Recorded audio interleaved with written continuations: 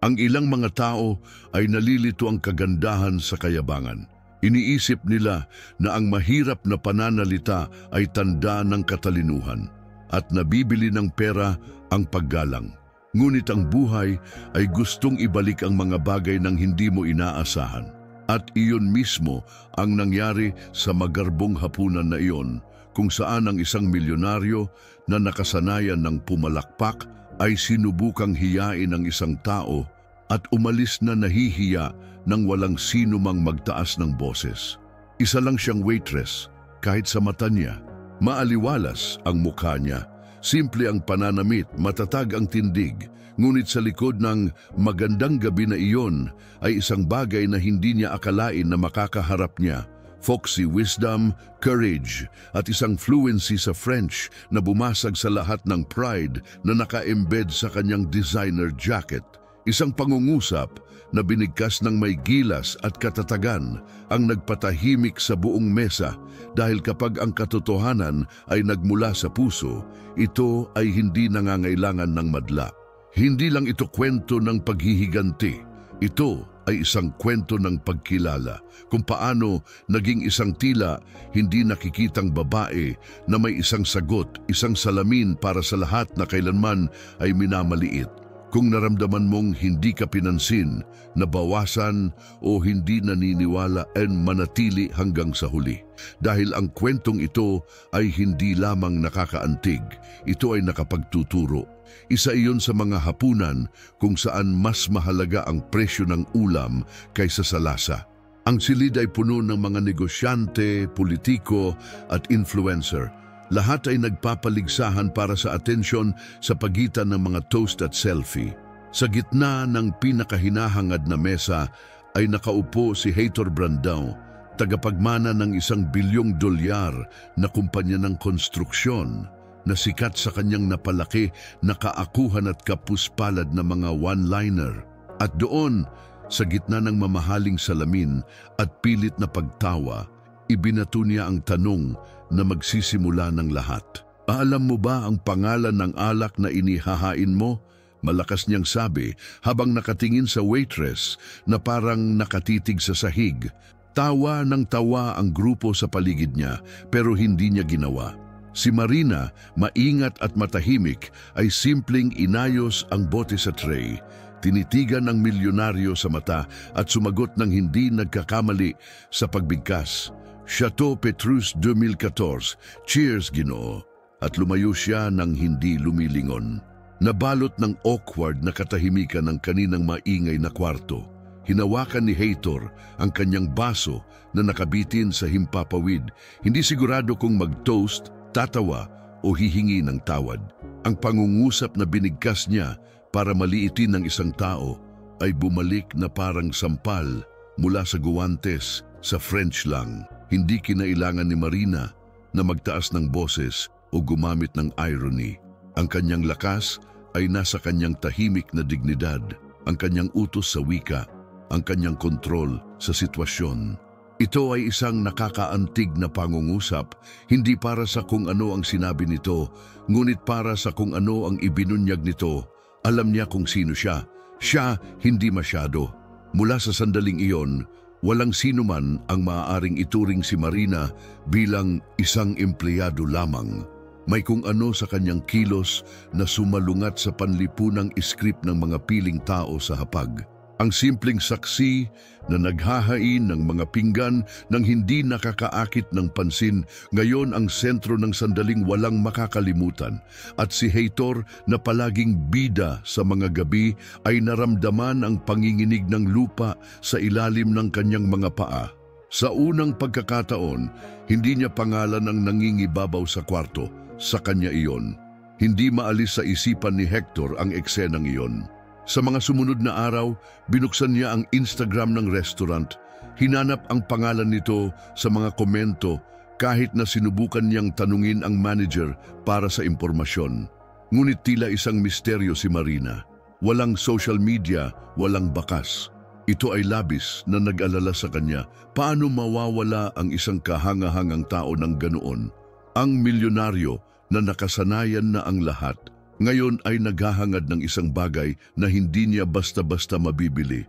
Nagsimula siyang bumalik sa restoran ng madalas, ngunit sa pagkakataong ito ay nag-iisa, walang mga bisita, walang pagmamataas. Nakatingin siya sa malayo, umaasang makikita siya muli. Nang lumitaw si Marina, hindi niya sigurado kung babatiin siya o hahangaan na lang siya. Para bang sa unang pagkakataon, nahaharap siya sa isang bagay na higit pa sa sarili niyang kaakuhan, ang katotohanan sa puso ng isang babae na walang pakialam sa pagpapasaya ng sinuman para lamang sa kanyang sarili. Sa kanyang ikatlong pagbisita, samon si Hector ng lakas ng loob. Dumating siya na may dalang maliit na libro na nakabalot sa simpleng papel. Ang Munting Prinsipe sa Pranses. Naghintay siya hanggang matapos ang araw at nang makita siyang umalis sa likod ng pinto, maingat siyang nilapitan. Nabasa ko ang librong iyon noong bata ako. I didn't understand a thing, but now, after what you said, I reread a passage and thought of you. Iyon ang unang pagkakataon na nagsabi siya ng kahit ano nang hindi nagpapabilib. Gusto lang niyang makalapit. Napataas ang kilay ni Marina dahil sa pagtataka. Hindi niya inaasahan ang kabaitan, lalo na ang pagiging sensitibo. Kinuha niya ang libro, nagpasalamat sa kanya at simpleng sinabi, "Natuto din ang aviator mula sa katahimikan, Ginoo." At nagpatuloy siya sa kanyang paglalakad kasama ang mga mahinahong hakbang ng isang taong hindi nagmamadaling pagkatiwalaan. Tumayo si Hector, hawak ang kawalan, ngunit may kakaiba sa loob niya, ang simula ng tunay na kuryosidad. For the first time, maybe, a gesture of hers was not directed at him. Si Hector ay nagsimulang dumaan sa restaurant ng tahimik. Umupo siya sa mas maingat na mga mesa, umorder ng mga simpleng pagkain at kung minsan ay hindi pa kumakain. Pasimple niyang pinagmamasdan si Marina mula sa malayo, sinusubukang unawain kung paano siya napapabagabag ng isang matahimik na babae. Hindi niya sinubukang simulan ang isang pag-uusap o puwersahin ng mga pagpupulong. Unti-unti niyang nalaman na ang ilang presensya ay nagkakahalaga ng higit sa 1,000 salita at ang paggalang na iyon ay nagsisimula sa katahimikan. Napansin ni Marina. Napansin niya ang mga tingin, ang mga pigil na kilos, ang halos mahiyaing pagsisikap ng isang taong hindi na kailangang maghintay ng anuman. Nanatili siyang nakatutok sa kanyang pag-aaral, sa kanyang mahirap na paglilipat, sa kanyang totoong buhay. Ngunit may isang bagay sa kanya na nagsimulang gumalaw. Siguro ito ay ang katotohanan na siya ay naroroon, mapilit ng hindi nakikialam. O baka ito ay ang pagnanais na maniwala na kahit ang mayabang ay maaaring matuto. Ang mahalaga ay sa wakas, natuto na silang lumakad sa hakbang. Isang maulan na gabi natapos ni Marina ang kanyang shift na pagod. Paglabas niya sa gilid ng restaurant, nabangga niya si Hector na may hawak na 2 kape sa mga thermal cup. "Dalhan ko sila ng gatas." Like last time, nag-alinlangan siya ngunit tinanggap niya. Umupo sila sa malapit na bench sa ilalim ng canopy. Nag-usap sila tungkol sa mga libro, tungkol sa pagkabata, tungkol sa mga bagay na hindi nila karaniwang sinasabi sa sinuman. Ito ay isang simpleng pag-uusap, ngunit puno ng maliliit na katotohanan. Doon na nagsalita si Marina tungkol sa kanyang lola, sa kanyang buhay, sa kanayunan, sa kanyang double shift para magbayad ng kolehiyo. At si Hector, sa unang pagkakataon, ay hindi sinubukang aliwin o bawasan. Nakinig lang siya. Ang emosyon sa totoong buhay na silid ng hukuman ay nagmula sa pakikinig ng hindi nanghuhusga. Nakita ni Marina na sa likod ng lalaking nakatali, may isang taong nagsusumikap na maging mas mahusay. At naunawaan niya na ang tagumpay ay hindi tungkol sa pagkapanalo. Ito ay tungkol sa pagiging handa na matuto mula sa mga hindi natin inaasahan. Pagkatapos ng gabing iyon, nagsimulang baguhin ni Hector ang maliliit na bagay. Ipinagpalit niya ang kanyang marangyang sasakyan para sa regular na transportasyon sa loob ng ilang araw, para lang maunawaan kung ano ang pakiramdam ng mamuhay ng walang tinted na bintana at leather na upuan. Nagsimula siyang tunay na mag-aral ng French, hindi sa mga pribadong tutor, kundi sa mga libreng video at ginamit na libro. Sa unang pagkakataon, ang tagapagmana ng mansyon ay nagsimulang magtayo ng isang bagay na hindi minana, ang kamalayan. Samantala, nakatingin si Marina. Nakikilala niya ang pagsisikap mula sa malayo. Nakita niya ang mga mayayaman na nagkunwaring pagpapakumbaba para lang manalo. Ngunit may kakaiba kay Heitor. Hindi niya ipinakita ang kanyang ginawa. Ginawa lang niya. Mabagal siyang nagbasa, nagtala ng mga parirala sa mga notebook at nagsimula pa ngang dumalo sa mga pagbabasa ng tula at mga book club. Doon, sa mga detalye, nakita ni Marina ang tunay na mahalaga. Ang pagdaig sa mga kahirapan ng walang diploma ay nagmula sa mga may lakas ng loob na hindi matuto upang matutong muli. Sa loob ng isang linggo, nawala si Heitor. Walang pagbisita sa restaurant, walang mensahe, walang sign. Na-miss siya ni Marina, hindi dahil sa pag-asa, kundi dahil sa kawalan ng isang taong nagiging palaging presensya. Noon niya nakita ang isang tala sa loob ng isang aklat na iniwan niya para sa kanya mga araw bago. Gusto kong matutong mamuhay sa mundo mo, hindi sa pagmamadali, kundi sa katotohanan. At nagkaroon ng boses ang katahimikang iyon. Naunawaan niya na kung minsan ang paglaki ay nangangailangan ng distansya. Hindi tumatakas si Heitor, muling itinayo niya ang kanyang sarili. At habang sinubukan ng maingay na pulutong na humanga sa mga bulaklak at handa na mga parirala, pinili niya ang mas mahirap na landas. Ang oras, pakikinig, tahimik na katapangan.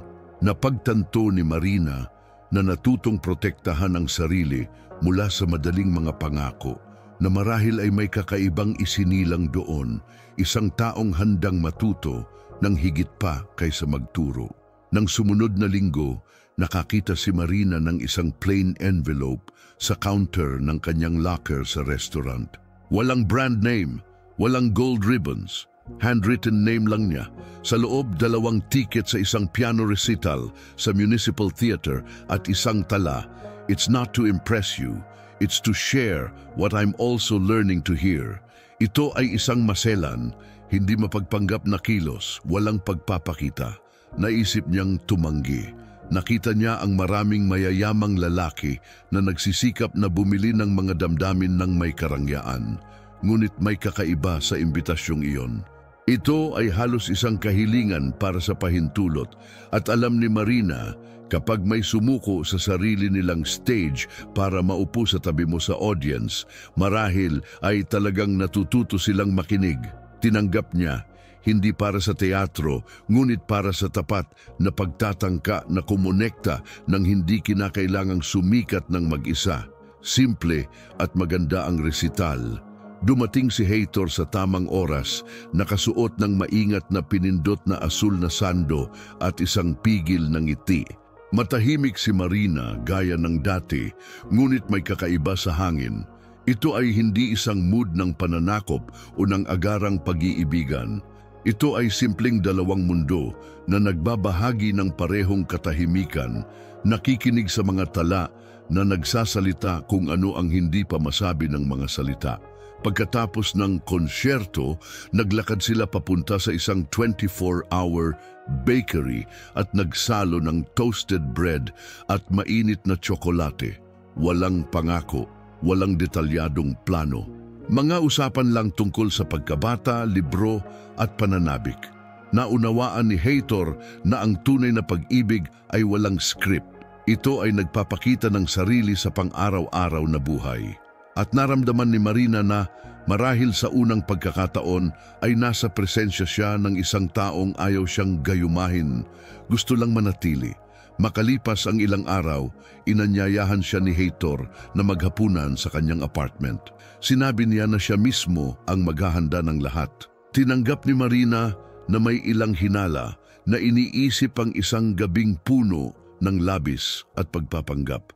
Ngunit pagdating niya, nakita niya ang table set na may mga paper napkin, isang risotto na mas mukhang sopas, at isang host na naka-plain na t-shirt at isang baluktot na apron. For the first time, parang normal siya. Naghapunan sila sa gitna ng tawanan at maliliit na kalamidad sa pagluluto. At doon, sa gitna ng mga improvised na kaldero at kawali, nakita ni Marina ang isang bagay na pambihira, katotohanan. Walang frills, walang script. Isang tao lang na sinusubukang maging tao at naantig siya dahil marami siyang nakilala na gustong magpahanga, ngunit kakaunti ang pumayag na magkamali. Sa hindi mapagpanggap na pagkakamaling iyon, mas maraming kumpiyansa ang ipinanganak kaysa sa anumang perpektong hapunan. Nagsimulang magbago si Heitor sa loob at hindi nagtagal ay nagpakita ito sa labas. Iniwan niya ang mga walang laman na pagpupulong, binawasan ang mga pangakong minana mula sa kumpanya ng kanyang ama at nagsimulang maglaan ng oras sa kanyang sarili. Binuksan niyang muli ang lumang piano sa bahay na hindi na niya tinugtog mula noong siya ay 14 at ipinagpatuloy ang pag-aaral ng French. Sa pagkakataong ito ay may sarili niyang mga tala, mga video sa pagbigkas at mga nakasulat na diksyonaryo. Gusto niyang intindihin, hindi lang ulitin. Napansin ni Marina, hindi nagmamadali nang walang inaasahan. Pinagmasdan niya ang takbo nito at inihambing ito sa nakita niya sa iba. Ngunit nagkaroon ng pagkakaiba. Ito ay hindi isang pagtatangka, sa pananakop ito ay pagtatayo. At may katuturan iyon. Dahil ang tunay na pagbabago ay hindi nangangailangan ng palakpakan, nangangailangan ito ng pagkakapare-pareho. Sa bawat bagong kilos, si Heitor ay hindi na ang lalaking nakilala niya noong gabing iyon at naging isang taong maaari niyang pagkatiwalaan.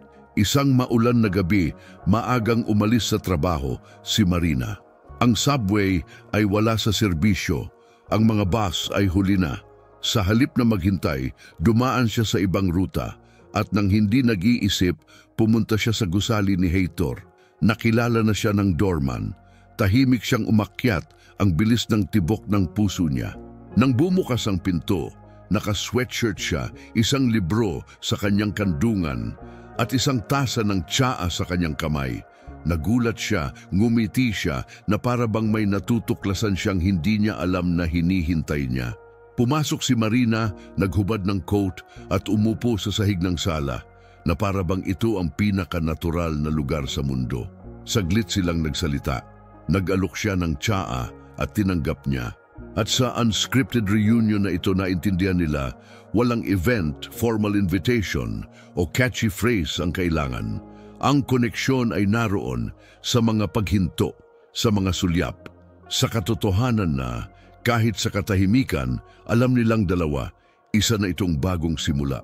Pumunta si Heitor sa maliit na bodega ng alak na kamakailan niyang itinayo. Pumili siya ng isang simpleng bote, walang imported na label, walang pagkukunwari. Nagsalin siya ng 2 baso at bumalik sa sala. Itinaas ni Marina ang kanya gamit ang parehong matigas na tingin mula sa unang gabi, ngayon ay mas malambot. Ngumiti siya at sinabing, "Sa pagkakataong ito alam ko na ang pangalan ng alak." At sumagot siya nang walang kabalintunaan, ngunit hindi iyon ang mahalaga. Nagtoast sila, hindi sa inuman, hindi sa okasyon, ngunit sa kung ano ang kanilang binuo na may mga pagkatisod, paghinto at presensya. Ito ay isang maingat, intimate toast. Isang kilos ng isang taong naunawaan na ang ilang partikular na koneksyon ay hindi nangangailangan ng karangyaan, tanging katotohanan. At sa sandaling iyon, sa pagitan ng 2 simpleng paghigop, 2 magkaibang mundo ang nakakita ng isang bagay na bihira. Isang tagpuan na hindi na kailangang patunayan ng anuman sa sinuman. Nang gabi ring iyon, nakaupo sa sahig ng sala, sinabi sa kanya ni Marina na nakatanggap siya ng alok na internship sa isang maliit na publisher ng mga isinaling aklat. Ang sweldo ay katamtaman, ngunit ang kanyang puso ay lumukso sa pagkakataon. Tahimik na nakinig si Hector, nagniningning ang mga mata, pagkatapos ay umamin siya. Iniisip niyang magbukas ng bookstore cafe, isang lugar kung saan maaaring makipag-chat ang mga tao nang hindi kailangang magmukhang mahalaga. Hindi ito magagandang plano, totoo ang mga ito. Mga pangarap na puno ng halimuyak ng kape, tunog ng pag-ikot ng mga pahina at katahimikan ng mga taong nakikinig sa isa't isa. Naramdaman ni Marina na doon maaaring umiral ang isang uri ng partnership na hindi masusuffocate. Bawat isa ay may kanya-kanyang landas, ngunit may parehong direksyon. Naunawaan naman ni Hector na ang pagbabahagi ng isang panaginip ay hindi lamang tungkol sa pagsasabi. Ito ay tungkol sa pag-ugat din para sa pangarap ng ibang tao. At doon, sa pagitan ng mga libro at mga plano, sa wakas ay tila nagkaroon ng kahulugan ang buhay. Naglakad si Hector papunta sa piano sa sulok ng kwarto. Umupo siya, huminga ng malalim at nagsimulang maglaro. Ang kanyang mga kamay ay nag-aalangan, ang ilang mga tala ay nahulog, ngunit hindi siya tumigil. Si Marina nakasandal sa pinto ng balkonahe ay tahimik na nanood. Hindi ang himig ang nagpakilos sa kanya, iyon ay ang kilos. Ito ay ang lalaki na minsan ay mayabang na sinubukang maliitin siya. Ngayon ay nandoon, inilalantad ang kanyang sarili, nagkakamali, natututo, nang hindi nagmamadali. Nang matapos siya, lumingon siya sa kanya at sinabing, "It wasn't perfect." At sumagot si Marina na may maliit na ngiti, "Salamat." Umupo siya sa tabi niya at inilagay ang kamay sa ibabaw niya. Sa sandaling iyon, walang formal na pagpapatawad, walang kabisadong paghingi ng tawad. Nagkaroon ng presensya, at ang presensya, kapag taos-puso, ay nakapagpapagaling ng higit sa anumang dahilan. Dahil kung minsan, ang pinakadakilang aral sa buhay ay ang pag-alam kung paano hawakan ang isang tao kahit na sila ay off-key. Sa mga sumunod na araw, walang masyadong nagbago at marahil iyon ang pinakamagandang bagay. Ipinagpatuloy ni Marina ang kanyang gawain, ang kanyang pag-aaral, ang kanyang mga shift. Ipinagpatuloy ni Hector ang pag-iisip kung paano babagay sa isang mundo kung saan walang kahulugan ang status, walang mga pangako, panunumpa o label. Ngunit mayroong pangangalaga, pakikinig at presensya, isang pakiramdam na hindi sumisigaw, ngunit nagtagal. Alam ni Marina kung paano makilala ang pag-ibig na sumusubok na bumili ng espasyo. Naranasan na niya ito dati. Pero kay Hector, iba. Hindi siya nag-alok ng mga mamahaling regalo. Nag-alok siya ng mga nakasulat na libro, perpektong inihandang kape, mga tala na may mga pariralang mali ang spelling niya, ngunit sinubukan niya. At doon, sa pagiging simple ng mga pagtatangka, naunawaan niya. Ang tunay na pag-ibig ay hindi nakakabilib, ito ay nagtatayo ng sarili. Dahan-dahan, natitisod, ngunit may katotohanan sa puso. Hindi sila nabubuhay sa isang fairy tale, walang perpektong soundtrack, walang mahimalang pagtatapos. Ngunit mayroong isang bagay na mas bihira, isang pagnanais na magtiis sa pamamagitan ng mga pagkakamali, pagsasaayos at pagtuklas. Hindi inaasahan ni Marina ang isang bayani, isang tao lang na sasabay sa paglalakad, igagalang ang ritmo at mauunawaan ang katahimikan. At sa wakas, naunawaan ni Hector na ang pag-ibig ay hindi isang tagumpay, ito ay isang pang-araw-araw na pagtatayo. Minsan nagbabahagi sila ng libro sa sopa. Sa ibang pagkakataon, tahimik lang silang nakatingin sa lungsod mula sa balkonahe. Hindi sila naghahanap ng pagiging perpekto, naghanap sila ng presensya. At doon, sa mga pinagpatong-patong na mga libro, mga simpleng pagkain at nag-aalangan na musika, natuklasan nila ang isang bagay na hinding-hindi mahahanap ng maraming mayayamang tao. Ang kapayapaan ng isang pag-ibig na hindi kailangang patunayan ang anuman sa sinuman, patuloy lang itong pinipili araw-araw. Ikaw naman, huminto ka na ba para isipin kung ilang beses mo nang hinusgahan ang isang tao sa pamamagitan ng kanilang hitsura, posisyon, o paraan ng pagsasalita. Minsan, ang pinakadakilang katalinuhan ay nasa katahimikan. Ang pinakamalaking lakas ay nakasalalay sa kahinaan. At ang pinakamakapangyarihang mga salita ay hindi nagmumula sa mga bibig ng mga may pinakamaraming, kundi mula sa mga nagtataglay ng pinakamaraming katotohanan sa kanilang mga puso. Ang kwentong ito ay para sa mga naniniwala na ang pag-ibig ay hindi nabibili, ito ay binuo.